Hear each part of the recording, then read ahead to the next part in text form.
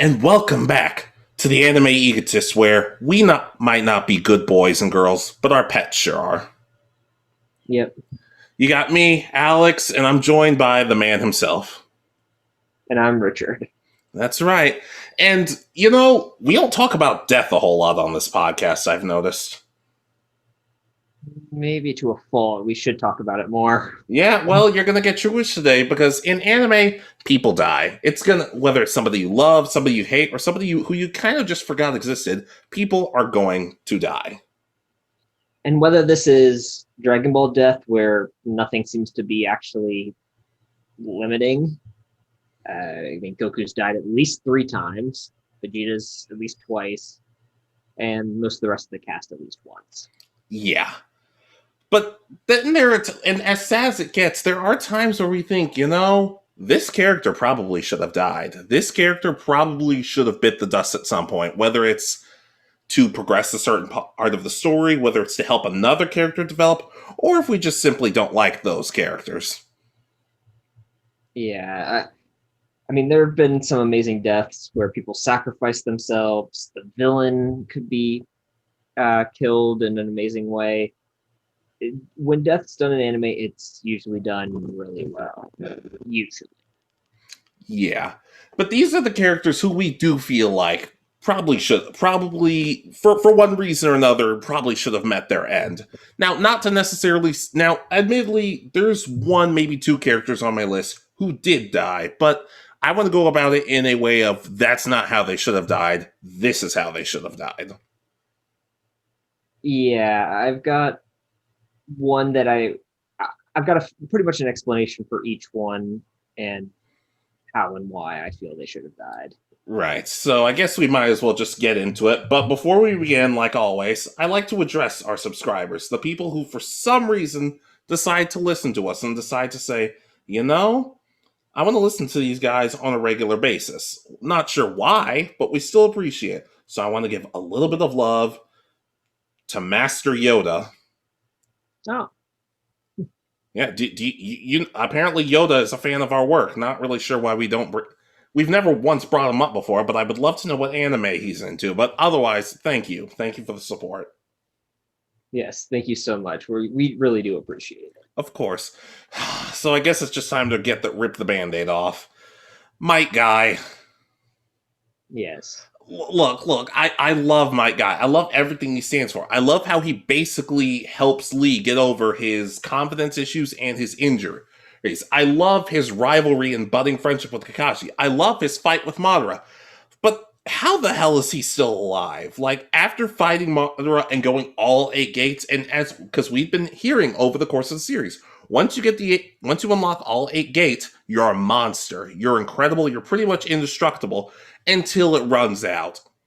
To me, it cheapens the effect of the 8 gates that he was pretty much able to live. Now, sure, his legs don't work anymore, but I don't know. In my opinion, it would have made much more of a powerful impact if he had died, especially with Madara having acknowledged him as the strongest.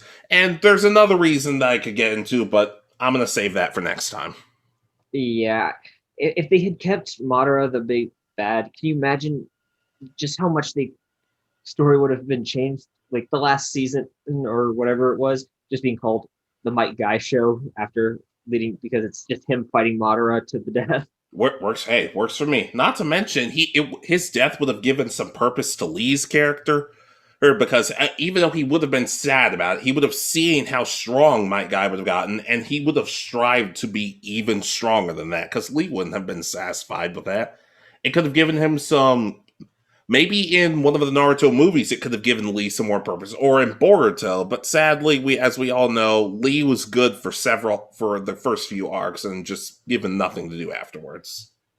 Yeah, and I could see them giving him one of those forgot what they called them. They're like the ending books or something, the closing books of Naruto, something along those lines that they did, where it's pretty much everybody gets a little story Right. um, of him coming to terms with Might Guy's death and trying to figure out what he wants to do at that point.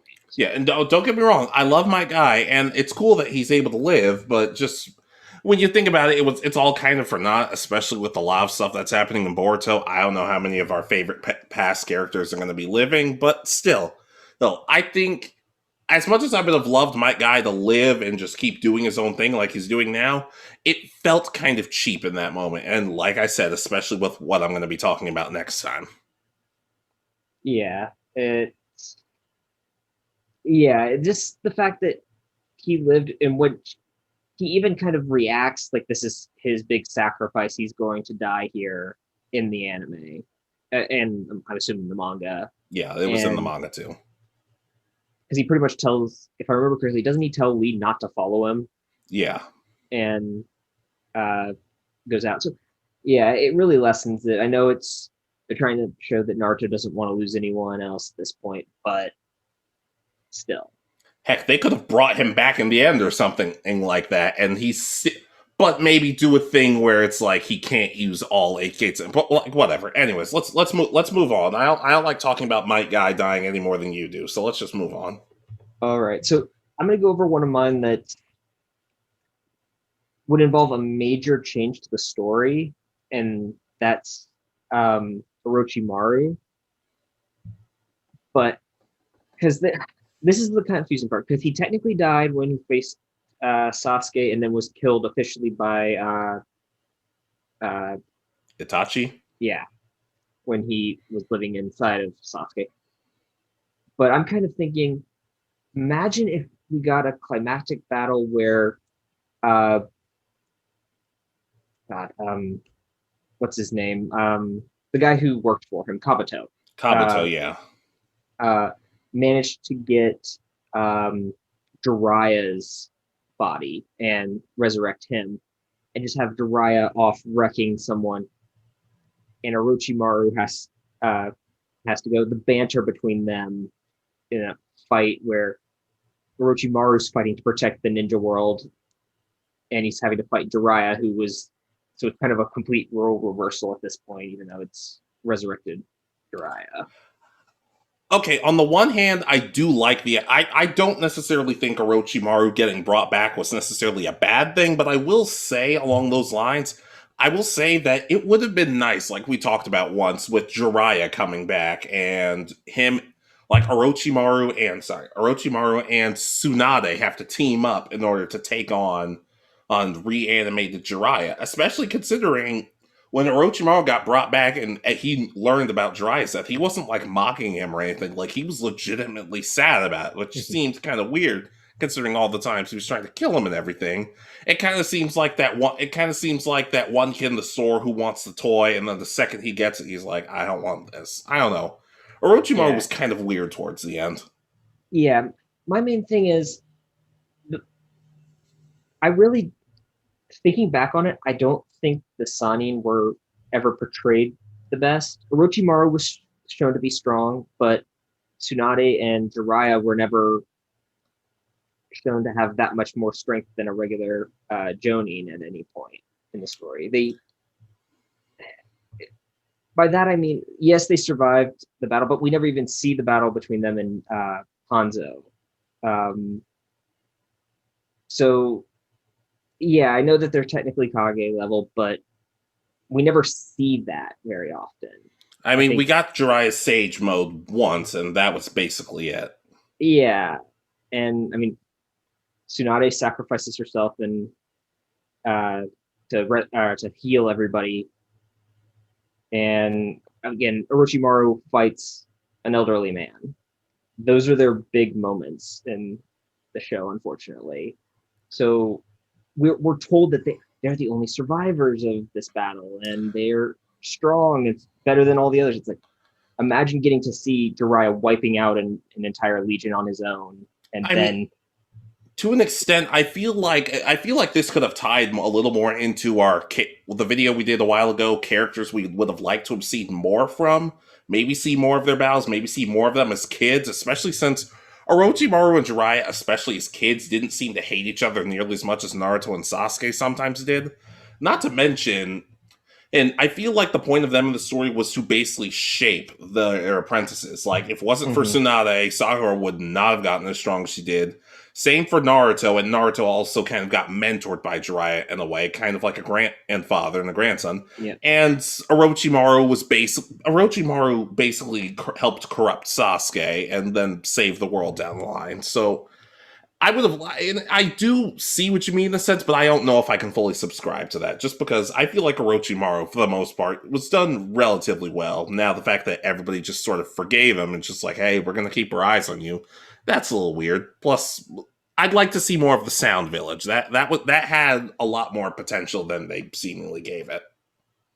Yeah, I just think that the character, I mean, as you said, especially later on, hasn't been used to 100% of the potential we had. So I'm, this is just, if they were going to end him, this is how I would like to see it.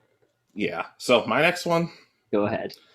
Okay, so I wanted to put this as an honorable mention, but I struggled with this list, so I'm just going to rip the band-aid off. Julius from Black Clover. Okay. So basically, hey, I'm going to be getting into some Black Clover spoilers. So for those of you who haven't really caught up yet, just be warned. So 5, 4, 3, 2. Okay, so Julius the Wizard King is a pretty awesome individual. He's powerful, wise, but he also cares about the people around him. And he kind of helps reinforce Asa's stance of the Wizard King has to protect everybody, whether they like him or not. And he's a good role model for everybody. Heck, Charlotte, who pretty much hates almost every single man in the series, with the exception of a few, admits that she fully respects Julius. So in the Alpha arc, when Julius is fighting Patry or Lictor, basically whatever you want to call him, because Hmm. even I'm still not completely sure about who that was, but he basically, the last thing he does is use a giant spell to protect everybody in the kingdom, and he dies. He dies because he basically leads himself wide open to Patry's attack. Now, on the one hand, this is a brutal scene and one of the most heart wrenching ones that we've seen so far. Or, and when we see that, we all just assume, oh, he's dead, he's not coming back. And at the end of the arc, once again, spoiler alert, it's revealed that because his magic is time magic, he stored up a bunch of time so he could live. But the problem is, he's basically a little kid now. He basically looks like a 12-year-old. Now, part of me didn't want to include this because it's still early on. Like, we haven't gotten that much further since this arc happened. So part of me thinks, oh, maybe they'll do something different with him. Maybe he'll get all of his powers back. Maybe something will happen along those lines. And I haven't been reading the manga, so I don't know for sure. Maybe it already has. But on the other hand, how much more of a powerful Satan would have been if he had stayed dead, if the kingdom really had to rebuild itself? Because like we don't have anybody right now. A lot of people are injured. A lot of the towns are still in rough shape. We're kind of screwed right now. Well, and think about the quest for the new Wizard King at this point, because of the ones that are considered like the top, the of the Golden Dawn, there he can't be trusted now by the views of the kingdom because he's the one who betrayed them. Right? Uh, the the guy in charge of the Crimson Lion Kings is only just recovered, I think, in this arc, right? He Yeah, recovers. he had just barely woken up in this arc. So that kind of leaves Silver as the option, I guess. I mean, Nozel would have made a pretty, like, they could have even done the thing where it's just like, okay, we're going to have a little tournament. Whoever wins gets to protect the Wizard King, gets to be the Wizard King until we can find a suitable substitute. Like, Nozel would have been great. Meryl Leona is a flippin' monster, so she would have been Oh, an yeah. amazing for it. But seriously, she's terrifying. Then There's just a lot more of an interesting way they could have gone. But like I said, it's still early into it. Maybe they've done something about it in the manga to kind of reprimand or make it interesting. But I don't know. I kind of felt as hard as that was to watch. I would have been able to find a way to maybe make an interesting story out of it. Yeah, I think that there's a whole arc there that kind of they passed up on by the sounds of it. I've only gotten to part of this arc, so I'm still not caught Yeah. up. Not to mention, if they want, they could have done this perfectly in the gag series. Just basically little shorts about what everybody in the world would have been like as the Wizard King. That it could have led to some humorous moments. Yes, I could just see like it written out Yami, and Yami's like, "Oh hell no!" just walks away. Nope, not happening. But if he's ever Wizard King, the only rule is just don't bother me when I'm taking a dump. Which I'm like, I wouldn't dream of it. But unfortunately, he takes a dump most of the time, as far as I can tell. Yeah, it's pretty much his mo at this point. All right. So my next one. Go for it. All right. So you kind of mentioned something like this, where a sacrifice is lessened by saying they're dead, and then later on having them appear at the end of the story. Oh no, he's alive. So I'm going with Master Makarov from Fairy Tale. Okay. So in the Alvarez arc, which is the final arc in the series, he casts pretty much one of their legendary spells, which is called Fairy Law, and it will end. It pretty much destroys all of your enemies or anyone you view as your enemy within a certain amount, but it uses your life force. That seems ridiculously overpowered.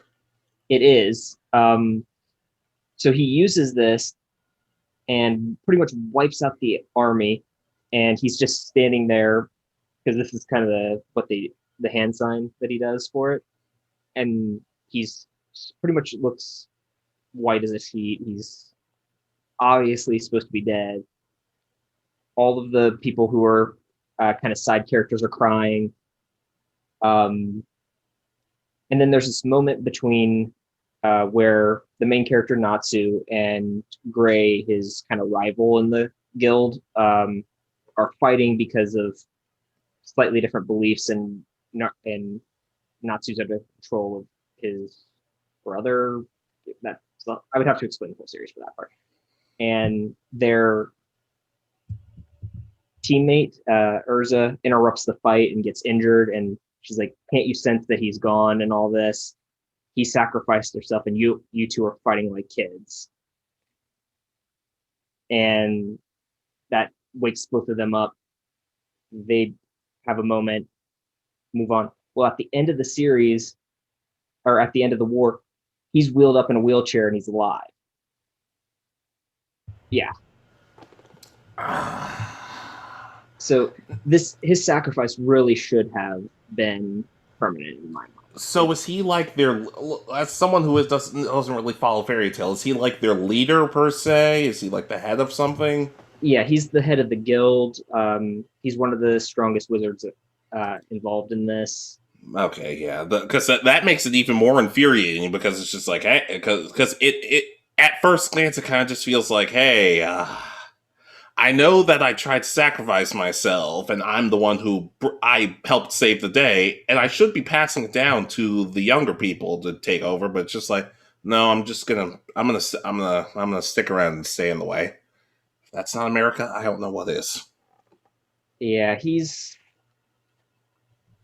so pretty much it's just annoying to me that they kept him alive, because they could have had a nice service, because pretty much he views all of the people, all the main characters, all the side characters as they're his kids. He's an old man at the start of this series, and so he's infuriated because he's watching his kids get hurt and injured and killed in the war. So he sacrifices himself to kill all the enemy soldiers.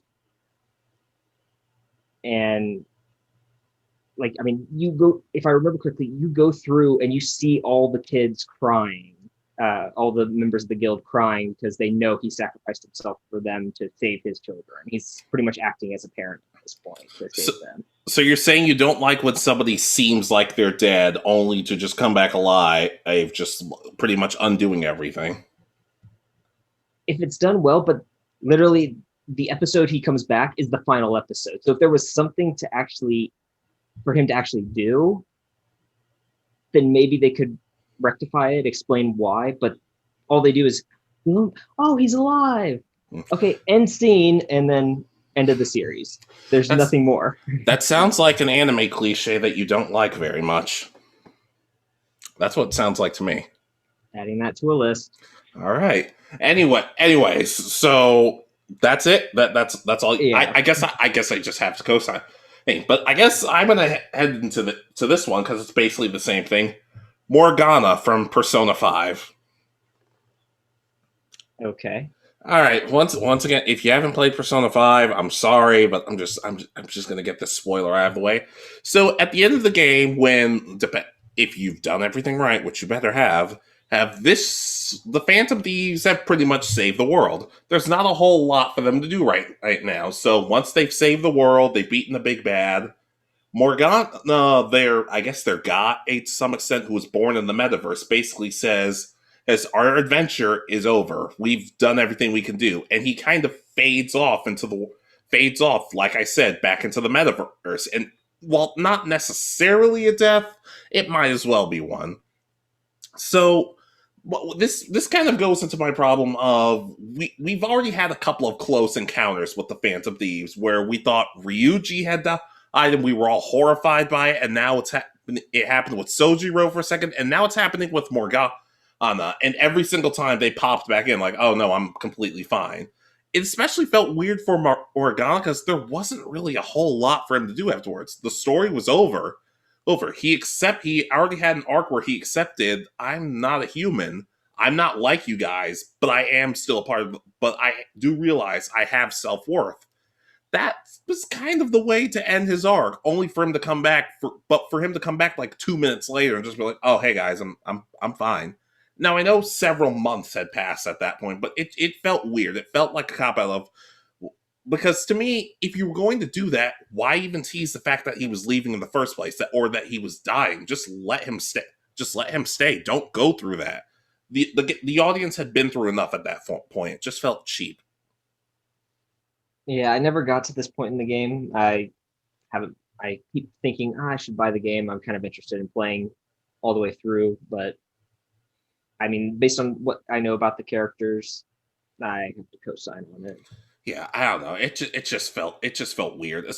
Persona in general is kind of weird when it comes to death, but that's, yeah. It's kind of hard for me because I've already said I'm not the biggest fan of Morgana. I find him to be really, really insufferable at times. But like I said, if you were going to tease killing him, just keep him gone. If you weren't going to, then you can. If you want him to stay alive, don't bother teasing it. But the audience had been through enough, and it kind of just felt cheap. Okay. Yeah. Again, I don't know enough of the end story to say yes or no to it, but I will co-sign. All right, go for it. Go ahead. All right. So this one might be a little weird. I'm interested to know what you think about it, and that's Gohan. Specifically, I think that Gohan should have died in the Frieza arc, and that should have been Goku's trigger to turn Super Saiyan. Go explain. You're gonna have to break that one down for me. So at this point, again, we haven't really seen much of Goku being a father or anything, and really haven't seen anything of him caring for his son. He let his brother kidnap him. I wouldn't say let. Well, true. Well, he's only down on his knee. Everybody else, Krillin's been kicked into a house. So yeah, but anyways. So, I mean, I just think that it would be an interesting thing. I mean, Krillin's died before at this point, so I guess Krillin's another one who's died twice. So,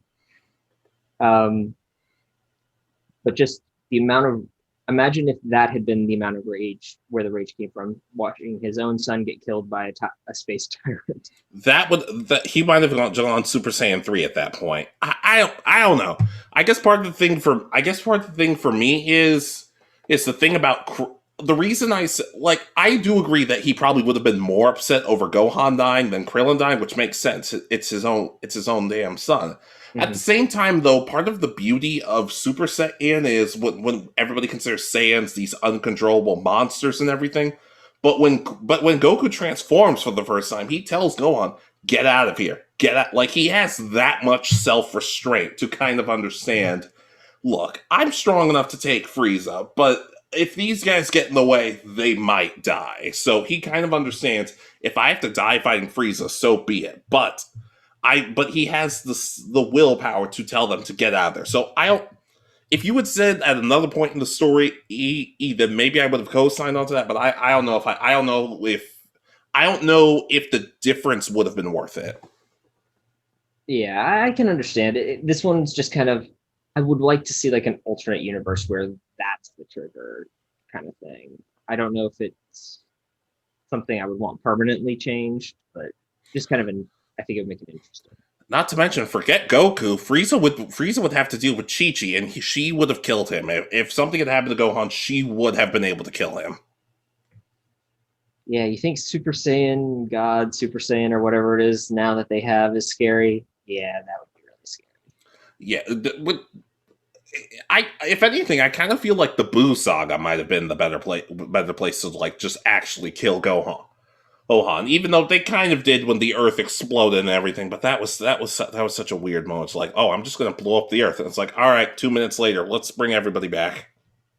Yeah, so yeah, I just try to pick a point where I could make it make sense, and the death would make it interesting. And in my opinion, it might even improve like the relationship between Goku and Gohan because we really don't get much, and he doesn't even train him until like 100 episodes later after the Android saga. True, but though to be fair, they would have just brought him back. They would have brought him back anyway. Yeah. Then again, Gohan training with King Kai and everybody that could have made for some interesting power ups.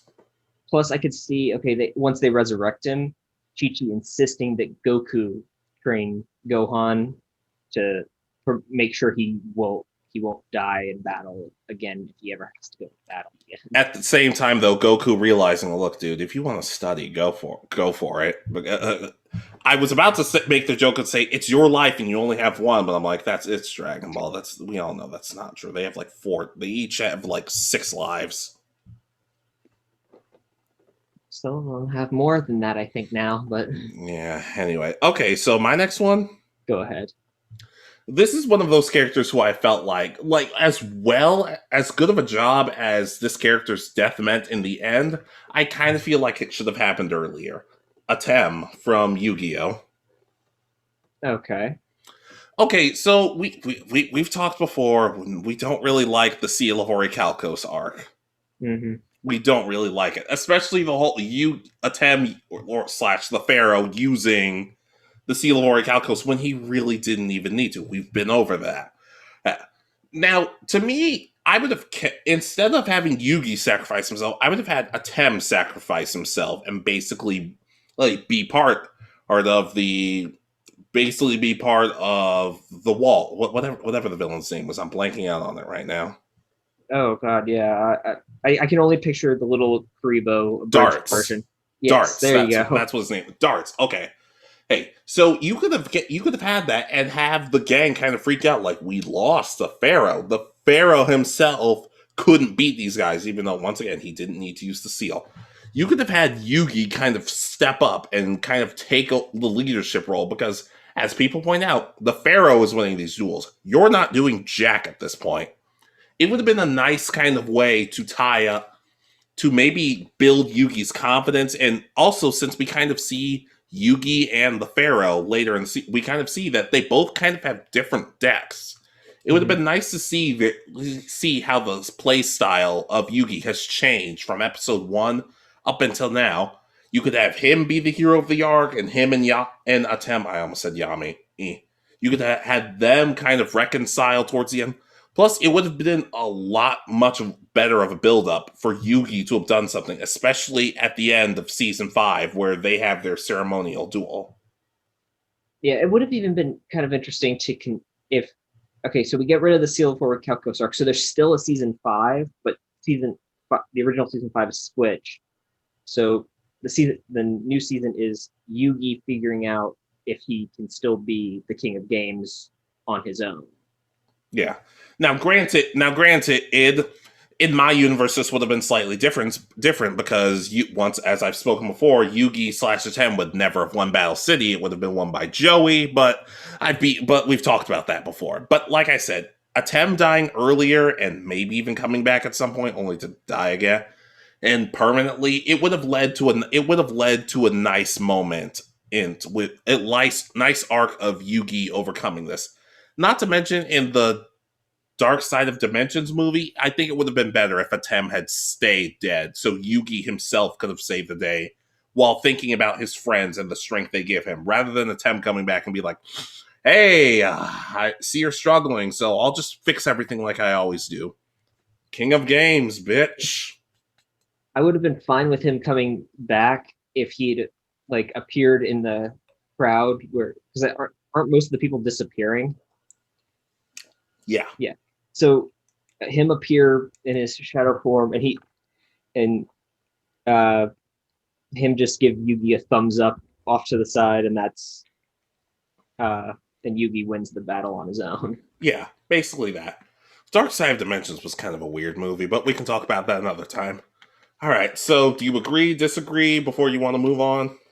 I can agree to that. Yeah, I think that there's some potential there, and it would kind of match some of the stories that the later series kind of covered.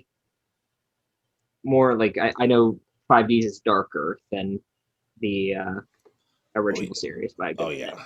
So it could have kind of been a nice transition. Although 5D or GX wasn't that dark, at least at the beginning. Well, not until like season 3 and 4, but I might have to do a video on that because I have some mixed feelings about season 3 and 4. So yeah, but I agree. All right, what's your next one? All right, so this is another one that you probably won't know much about, and that's Gran Torino from My Hero Academia. What's his name? Grand Torino. Nope, I He don't know. moves fast, so that's why I guess his name is that. So I'm Fine, go thinking ahead. the main part I would want him to, where his death would have the most meaning, I think, would be um, All Might's final battle versus his arch enemy, All for One. Uh, so pretty much All Might is the main mentor. All for One has helped Deku, the main character, figure some stuff out. But I could see a good sacrifice being he forms the opening that gives All Might the win in the end of this battle. I'm trying to make this fast because I know you don't know about the battle enough to. Yeah, but our viewers might. Don't do it on my account. Our viewers are more important than you or I. Go for it. So this would be a nice sacrifice. I know he plays a part in several arcs that are coming up that haven't even been animated yet. So you could change again. You could change who's actually part of this. But having one of Deku's direct to mentors kind of at this point die would be something really kind of interesting. I think that they could play up at the ending part of this season, the beginning of the next season. At this point, again, his sacrifice providing the opening for so far what is one of the best moments in the anime. I think would be really interesting. Going out as a hero, maybe even having people try to figure out who he was as a hero because he's a no name at this point in the series. So there's a whole bunch of different things I think that could tie into this if they had him make a noble sacrifice here. Now, which arc in particular would you want this to take place in? This is the Bakugo rescue arc. Oh, I was about to say. I feel like you've mentioned this arc before. I have. It's one of my favorite moments in the series. This is kind of the only thing I would ever make to change it, I think. I guess I can co-sign on to that. And I have some knowledge of My Hero I can talk about.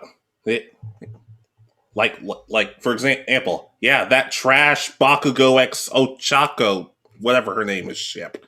That trash ship. Am I right? Am I right? I like the one that's actually being set up, so yeah, I'm fine with that. So Deku X, whatever. I don't even know how to Ochako, yeah. pronounce her name. Sure, why not? Sure, why not? Okay, so is it honorable mentions time already? One, two, three. Yes. Holy Yeah, crap! Holy crap! Okay. Hey, should we just hop? Should I have two honorable mentions? I only have one. Okay, So so you you do one, I'll do one, then you. fine. Okay. Hey, so this is going to be a little bit of a weird one, and this, yes, I do mean the anime by this. Pokemon Rangers. Now, I don't necessarily mean any specific ones, and they don't appear enough for it to make that much of an impact, but think about it this way. Pokemon trainers technically don't own Pokemon. They have partner Pokemon, but they don't necessarily own them. And their job is very dangerous. Why do you think Professor Oak and all these other professors are saying, don't go in the grass without any Pokemon? Ideally, you'd want to have a bunch of them protecting your back, watching your back. Heck, and trainers are more or less when like disasters happen, like storms or fires or something like that, they're not supposed to get involved. Now, if you get involved, it's very heroic of you and brave, but at the same time, it's very dangerous.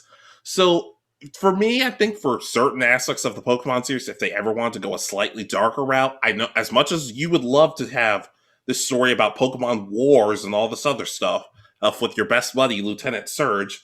Imagine some Pokemon Rangers dying in the process, like saying, this is a dangerous job. As admirable as it is that you want to grow up to be a Pokemon Ranger, it's a dangerous job. It could actually kind of shed some light on some stuff that we don't really think about all that much. Yeah, I mean, I tend to agree that this could be interesting. What there's been three that have been really shown in the series Yeah, as like, there have been there's been so oh god there have been a handful of them. Yes, maybe I'll look their names up. but yeah, I could understand this that make the Pokemon universe a little bit darker, and give us the interesting idea of there are some jobs in this world that aren't just office worker, you work at a radio station, you're a Pokemon professor, or you're a police officer or a nurse. Those are the only options it seems that they have. Yeah, there's not really much of anything else. Man, no wonder Chloe is so miserable in Journeys. There are very limiting options. Yes, there are. Oh, yeah, I guess office worker that falls under Go's parents. Yeah. Okay. So there's Solana, Kelleen. I have no idea if I'm pronouncing that right. Ben and Jack Walker. Jack Walker being from Pokemon Ranger in the Temple of the Sea. So maybe he should. Maybe it would have been better if he had died because he wouldn't have had to experience that movie. But still, it could add some darker elements to Pokemon and kind of just show not every mission is going to be necessarily successful. Now, I'm not necessarily saying Solana or Lunac from the games because they're my favorite ones, but just you understand what I mean. Yeah, this would be an interesting kind of small bit of darkness in the Pokemon world that has kind of been missing, I think. Yeah, not to mention they seem more interested in having Pokemon die, but not humans. That's a little odd. Yeah, because we finally had that in the last series. So. Yeah. Okay, so your honorable mention. This is the one I think you'll agree with, and that's Ash from Pokemon. Okay, yeah, sure. You have any reasoning for that? Luck power of love and whatever it was that brought him back in the first movie. Have him die there, and Pikachu can be the connection between all of the different protagonists. He either moves on and becomes a new partner with them, and and then so either they die at the end of their series or keep going, and Pikachu just keeps moving on to new trainers. Good God, that's horrible. Let's do it. I was about to say how. Yeah, you say that, but how heartbroken would you be if at the end of a certain Pokemon series Ethan ended up dying. You'd be heartbroken. Yes, but imagine just how many crying kids would have existed in 1999 or 2000, whenever I guess it was 1999 when Pokemon first movie, and Ash just remains dead at the end of the movie. Well, he either way, we would have gotten a very different Ash character because he got stoned. A stoned Ash Ketchum is actually a series I want to see instead. He doesn't have to die, just stoned. And no, I don't mean rocks. But there are people who are going to think we hate Ash Ketchum, and honestly, I don't. But you said it's more of a joke answer, Yeah. I guess for the sake of the joke, yeah, sure, I'm completely on board. He deserves it. All right. Yeah. Okay, so my final honorable mention: Go right ahead. Barry from Zatch Bell. Okay. Which one is that? I always forget. Okay, so Barry he wasn't one of the more prominently featured Mamoto, but he was still around. Barry was this tall figure who almost kind of looked like a clown at some points. You can look him up, maybe, just maybe you'll be able to recognize him. But Barry was basically under the tutelage of his human partner Gustav, and he was first of all, he was one of the first Mamoto to actually he was legitimately the first Mamoto to overpower Zatch in terms of like raw power and everything. And he's one of the few Mamoto who Zatch doesn't beat in the end. Like, he's about to actually beat Zatch, but Zatch keeps getting up. And he says, "Oh, I'm doing it because I want to become a kind king," and all that stuff. And Gustav tells Barry, "You're not going to beat him," because similar to like Haku in Naruto story, it's like Haku is fighting to protect the person he cares about the most. Like, Zatch has a reason for fighting. Barry's just doing it basically just to fight and get stronger. So as the series progresses, he kind of learns to fight for what's important to him. And this never really got addressed in the anime, which is why it's an honorable mention. But in the manga, when they're basically fighting, going up against a bunch of other different Mamoto, and Barry has some awesome moments there, but he ends up sacrificing himself so Zatch can go fight his not his cousin, but his twin brother Zeno. In my opinion, it was kind of a weak send off in a sense. Like, don't like just the sacrifice of, "Oh, I'm going to sacrifice myself so you can go fight this one specific person." To me, if he had blocked an attack or thrown his book in the way and used one final spell to beat everybody, which he kind of did in a sense, but still, well, it would have made for a much bigger impact rather than just, "No, you should fight this other person." I'm like, but what if you're stronger than him? You're really just going to sacrifice yourself? Like, what if Zatch loses? Isn't that? I know he wouldn't have, but at the same time, I don't know. I felt like his death could have had his quote unquote death or set back to the Momona world or whatever could have been a little more impactful, just with a bigger sacrifice. I can understand that, and I looked him up and I do recognize him. I just didn't remember the name because he appears in that, what is it, like the one of the first episodes early on, doesn't he? And then he you never see him again in the anime, pretty much. I think he appeared in like episode 30 or 40 or something like that. But and apparently, Doctor Riddles and Kiddo, they were trying to recruit him to be like, "Hey, can you help us against Zophis in this?" In like the arc I talked about one time, in the giant Mamoto war arc. Mhm. But apparently he said no. Apparently he said no. I don't remember the specific reason, but I think it was one of those ones where it's like he didn't feel like he was strong enough, maybe, which in a sense could work. But like I said, it's been so long since I've seen that arc, I don't remember all the details. I'm in the middle of rewatching it now, but maybe I can talk about it later. Yeah, I mean, it'd be interesting. Trying to remember because there's. Oh, I'm thinking of the Dark Mamoto that has like the young lady as well. Brago and Sherry. Yeah, they're kind of like the almost rivals, I guess. Yeah. Where so yeah, again, we've already talked about this, so watch that video or listen to us talk about when we did the animes that deserve a reboot. Yeah. Not to mention, and like you talked about, I actually just thought of something. Since Brago and Sherry are kind of the rivals to Zatch and Kyo, since they both kind of work perfectly, Brago and Sherry look at things a little more realistically and kind of pessimistic, while thanks to Zach, he and Keo kind of try and make the world a better place and look at more Mhm. optimistically. Barry and Gustav are very serious characters. How hilarious would a rivalry between them and Conchame and Folgore would have been? That would have led to some pretty hilarious moments. Yes, yes, it was. It just like I have a feeling that that you would see Barry start tapping his foot to the music at one point. Yeah, Like and then he looked he's at fighting not to join them and sing like Zach does, and yeah, basically that. Especially since he basically looks like a carnival Mhm. attraction. So in a Yeah, sense, it would kind of work. he's got kind of a jester, a very serious jester design almost. Yeah, yeah. Not to mention, I just thought Barry and Gustav were some of the cooler, more simple characters. Also, the voice actors who portrayed them did a really good job. I really enjoyed their voices, especially with Gustav because he had an accent, but it didn't necessarily come off as phony. It came off legitimate for the most part. But that's all I have. Barry and Gustav. Maybe a Zatchbell remake would fix that. Yep. Okay, so the final one. Yep. So I'll start with mine, and that's Master Roshi. Ooh, that yeah. Specifically, I would have liked him to have actually died in the tournament of power at the end of Super. Just The, go ahead. Go ahead.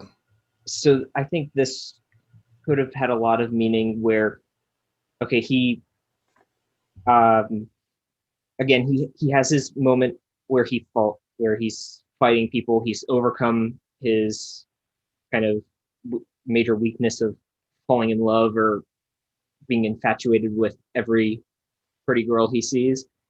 He's winning battles, and again, I kind of wanted to play out the same way. He falls over.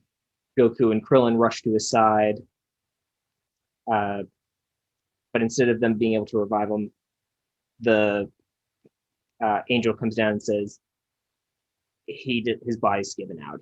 He can't at this point. He's given everything he can, and Whis takes the body up or something at that point. Now I take it this would have been permanent. Yes, this would have been the first permanent death in Dragon. One of them at least. Yeah. As much as I would, as heartbreaking as it would have been, especially with that speech at the end of Train, Eat, and all this other stuff, it kind of would have been the perfect send off to his character. Especially considering he's not really training anybody anymore. I will say part of the reason I'm kind of okay with it, one, just because of my attachment to the character, but especially Vegeta's line at the end of when he's about to basically be eliminated himself when he says to Master Roshi, "Hey, go is set into me. You can leave the rest to me," because he's acknowledging Master Roshi's strength and respecting him. Heck, even Beerus at the end, he's just like, "I do respect you, Master Roshi," even though he did call him out, Tien, Krillin, Master Roshi out for being, saying, all the Baldies got eliminated first. Yeah, I just think it'd be a nice actual send off, and for a such a major character from the series to pretty much be permanently dead at this point. Yeah, not to mention they probably still would have used the Super Dragon Balls to bring back everybody else. And Mm-hmm. though to be fair, I get the feeling Whis in his infinite BS would have found a way to bring back Roshi regardless. Yeah, they probably would have made it hit the And then he end. complains like, "No, where are all the angels? No, take me back, take me back." But yeah, I just this would be a really nice ending, I think, to his story. He goes out fighting with his students to save their universe. Yeah, heck, maybe Krillin could have become the next sort of Master Roshi. He could have been the one training the next generation because Lord knows he's probably not leaving that house if Roshi dies. He's probably just going to still So stay they have there. an apartment because that was shown in the series. Do they? Mm-hmm. Wow, I completely forgot about that.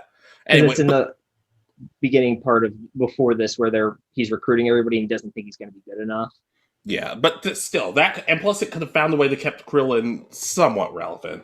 Yeah. But I don't know if I completely agree, but I do understand where you're coming from. I can understand it. Okay, All right, so my last one, go right ahead. Celebi. Okay. We've said before we're going to get around to the Pokemon movies, and trust me, we are. I'm just going to come out and say it. Pokemon Forever sucks. It sucks. I'm sorry. I try to be positive, but you know us. We try to be the positive people around here. We try to give everything a chance and speak about the good stuff. Eat the good stuff and stuff that's bad. But this movie is not very good, especially for the retcon at the end, because after I don't know. Do you remember the main bad guy's name from Pokemon Forever? Could you look that up super quick if you don't? I don't remember, but let me look it up. Okay, so basically, Evil Dan Green is basically trying to take over the world and use Celebi's power using Dark Balls, which would have been an amazing way to bring up Shadow Pokemon several years before they were introduced, but whatever. Whatever. The point being, Celebi is kind of corrupted by the powers of darkness or something like that. I don't know. Okay, so his name is the Iron Masked Marauder. So that is the worst wrestling name I've ever heard, but whatever. Whatever. So the Iron Mask, I'm just going to call him Johnny. Johnny takes over Celebi, and Ash and Sam do their best to basically stop him. And it's kind of revealed that Celebi is kind of rotting away once they save the day. And they're thinking, oh, if we put it in the water like we did last time, everything will be fine. They put it in the water. It's not working. Hey, things are looking kind of grim. So then they're like, Suicune, why don't you purify the water? Which I'm wondering, why didn't Suicune just do that in the first place? This movie's not a good look for Suicune either, because it doesn't do that much. They purify the water, they put Celebi in, nothing. Which as a kid, I was like, but the water's purified. Like, I got kind of scared as a kid. Like, is Celebi really dead? Because Ash is trying to eat them its favorite berries. Like, come on. And his hand is shaking. He's breaking down. Everybody's breaking down over Celebi dying. And the worst part, and it's safe to say, does this feel like an environmental movie? Does this feel like an environmentalist movie? A little bit. Yeah. And you know what would have been a great way to do this? Celebi stays dead. This could have been a way to demonstrate to kids, yeah, the damage we do to the environment, sometimes it's permanent. Everybody could do their best right now, plant a tree, do everything they can to protect the rainforest, all this other sorts of stuff, and some of the damage is never going to be undone. This could have been a really, really powerful way to do that. And before anybody says something along the lines of, oh, well, they wouldn't have wanted somebody to die in the Pokemon movies. Oh, trust me. No, nobody has ever died before in a Pokemon movie. Why start now? Like, no. They're not afraid to shy away from that. Only for every other Celebi from different timelines to show up and basically heal it. Which leads to the point of, what the hell took them so long? They're literally time travelers. They could have done something. They literally could have shown up whenever they wanted to. Exactly. Whenever they wanted to. God, that's so messed up. But you see my point though. In all seriousness, right?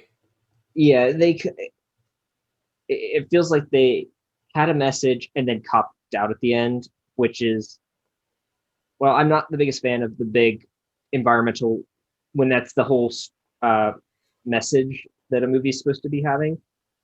But it's even worse when they cop out. Yeah. It's just, ugh.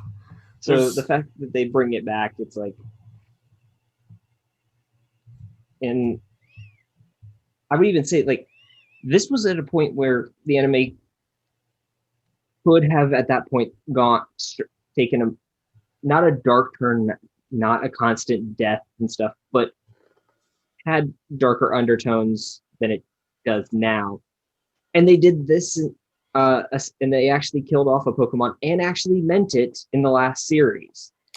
Yeah, and then Lucario and the Mystery of Mew, and there have been a couple of others, but it's I don't know. It just feels like it could have been a much more powerful message. Especially, it could have taught people, keep your, like, come on, let your friends know you care about them. Do what you can to protect the people around you, because you never know when it's going to to end. Then again, nobody seems to age in this show, so I guess I can't be too surprised. And again, we both agreed that we should have killed off Ash. So Yeah, sure. that would have But been 3 movies before this. So yeah, yeah. But overall, Celebi statues. Like, it's not the worst part about this movie. There's a lot more bad about that movie than good. But it could have turned the movie from one of my least favorite movies to a movie that, like, maybe slightly underrated, but still.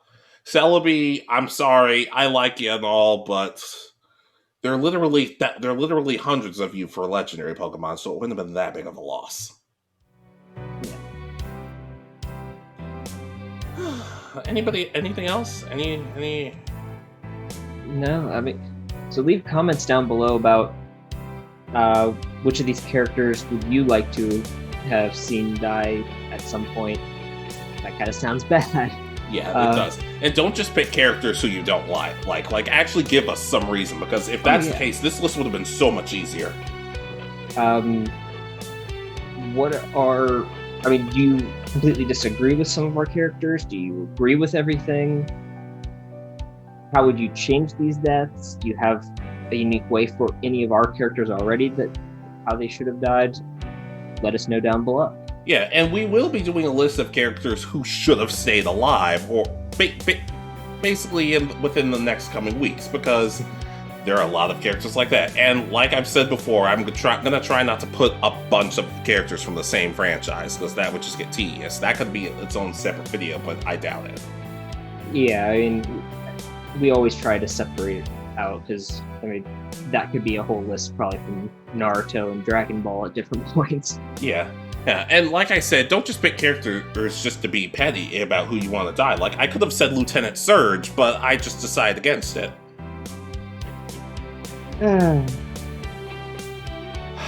But anyway, I think we will see you guys next time. Any final words before we sign off? No, not at this time. All right, this has been Alex And Richard. and you've been listening to the Anime Egotists. Good night, and peace easy.